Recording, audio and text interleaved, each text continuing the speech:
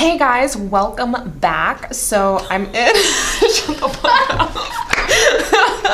I've never been so self-conscious. So I am in my local library, when I used to be a local, and I am with my dear friend. Wait, do you want to use your name? No. This is my friend Jay, but she is also participating in NaNoWriMo. So, but her project is way different from mine. So I wanted to ask some questions. She's very enthusiastic about it. Okay, well, what are you writing? I'm writing a young adult contemporary. How many words are you expecting it to be at? Are you thinking around the 50K or more? It will be a miracle if I get 50,000 words in this thing. Really? Yes. Okay. It's sparse. I don't know. Oh. So NaNoWriMo is actually really spot on for you then. Yeah. What are your writing habits thus far that you found with NaNoWriMo and then with writing in general? With NaNoWriMo, let's look at my stats. Hoot hoot. I'm a night owl. I write the most between 8 p.m. and 9 p.m. I write mostly at home.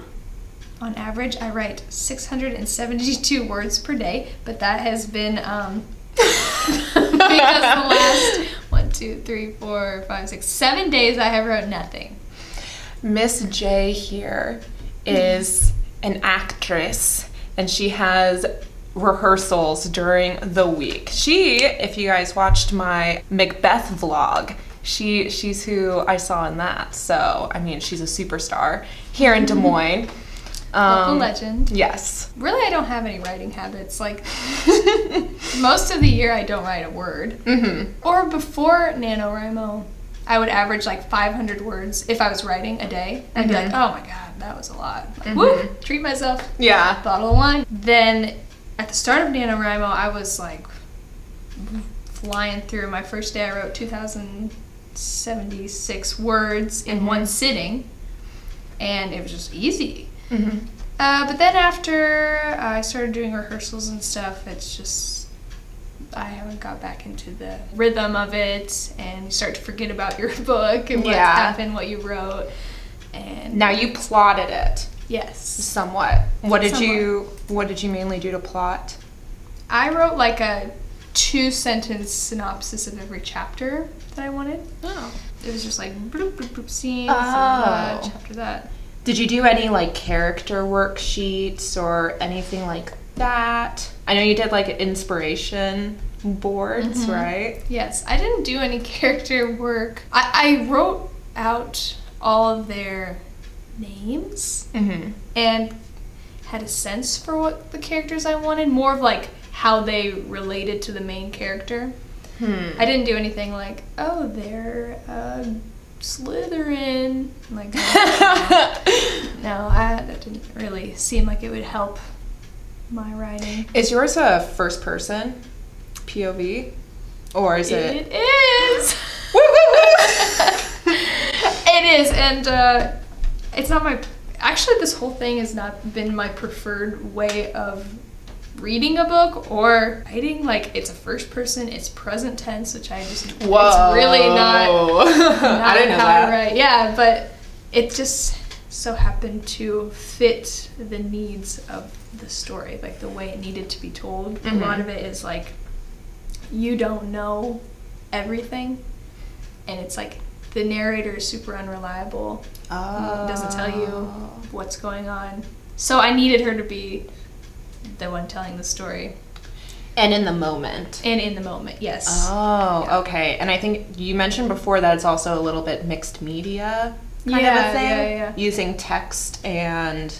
Was there something else? Yeah, there's, let's see. My goal is to use, Twitter talk, Tumblr texting, reports, a report card, email, transcripts, other sort of various receipts.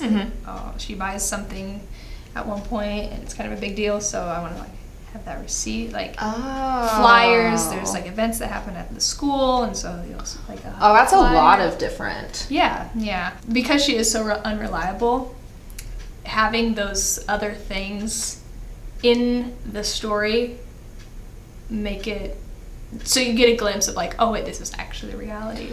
They're more tangible. Yeah.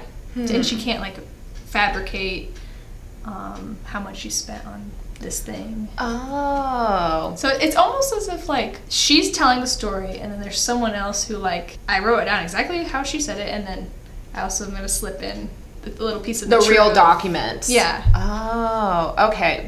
Is yours like a mystery YA? It's not a mystery necessarily. Moody, contemporary, where it's like the girl went through something and she doesn't want anyone to know. I like it. Okay, you should also mention what are some of your favorite books and authors at the moment. This is the friend who got me to read Sadie, which I really, really liked and would not have picked up on my own, and ended up being a really great read for me. Favorite authors of the moment. And in return, I got her to read Sarah J. Maas. You're welcome. Those are so many hours I can never get back. I'm reading Tana French's books. She writes sort of like police procedurals. She has a series that's becoming an HBO show or Showtime or something. I read her book In the Woods, which is like about a murder investigation, and then she has a sequel to that called The Likeness, which I'm reading. Is really good. One of my favorite tropes is like secret society or like friends living together in a way where it's like they're so tight-knit, like they don't have any other friends, they don't hang out with anyone else, they only date each other. Oh my gosh, yeah, so creepy. Yes, and her second book, The Likeness, is exactly that. I'm super into it. That's another murder investigation, but a different cop running the show. Oh, okay. Had to take a break from YA. Why? It's amazing. Oh, I did read Lee Bardugo, Six of Crows. I read that. Oh yeah, did you read the sequel? No. I need to go back to that. But did you like it? I liked Six of Crows. I liked some of the characters a lot, and the other ones I didn't really care about at all. So it made reading those chapters. So that's one of the problems people talk about with writing with multiple point of views, is that you get attached to certain characters, and then when the other characters come, you're like, man. Yeah. So it's like a really tricky balance. I'm hoping that because I'm keeping, with my sequel, I'm keeping it to only 3, that it, I don't know, I feel like that's, like a lot of people when they do multiple POVs, they have like 8 or 6. Yeah, they think everyone needs their own. Yeah. Well, I started to read Crooked Kingdom, and then the very first chapter is from a completely random person's point of view, and I was like, oh my gosh, this is like Game of Thrones all over again. The 4th book of that, it's like, he doesn't even name the characters, it's just like he's given up. Yeah, pretty much. That's how I had to put that down, pause on the YA, and it's getting to be winter, so I want to like read big books that I like have to live in for a while. Yeah. And YA is such a summer thing for me. Summer fling. Yeah. Yeah. I'm in cuffing season now. Authors.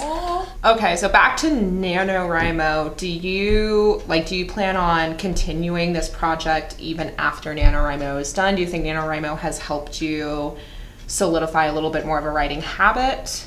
We're only halfway through, so. Sure. Yes. Yeah, I would like to return to this because there's no way I'm going to finish. If I wanted to finish and win NaNoWriMo, I'd have to literally write 15,000 words today. Oh yeah, even like my daily average has gone up for like needed words. If I wanted to finish writing, I'd have to write 2,616 words today and for the rest of NaNoWriMo every day. But I think what NaNoWriMo has taught me is just how to like draft, because usually like when I'd write before, I'd be like laboring over the words and what's happening, and then the next day I'd go back and be like, that was crap, I'm gonna redo it and just scrap it. And this is just like I was telling you before, like I'm not using punctuation. I'm not even worrying about like capitalizing my words. I'm just writing them out, getting the story out, then going back. I think that's my biggest thing too, because my first book was such a shit show when I wrote it, because I didn't even realize it was going to be any more than 20,000 words. Like, I thought it was going to be super, super short, let alone a series. So it like blew up into this whole thing. I was discovering my plot and my characters and my setting and my magic system all at the same time. And granted, because this is a sequel, I have a lot of that taken care of, but now it's like taking the time to prep has been such a like time saver. I know there are pantsers out there that swear that it helps them out, or it's like how their brain works or whatever. Never again. I never want to pants a novel ever again. It just, plotting it out and taking the time to go through all that has saved me so much time. Oh yeah, you're flying through Nano. Yeah. All right, so we are actually going to be writing our, like, what, 2,000 words? Yeah. Is that what we should aim Oh, for? boy. 2,000 words, maybe more. Yeah. Bye, Jay. Bye.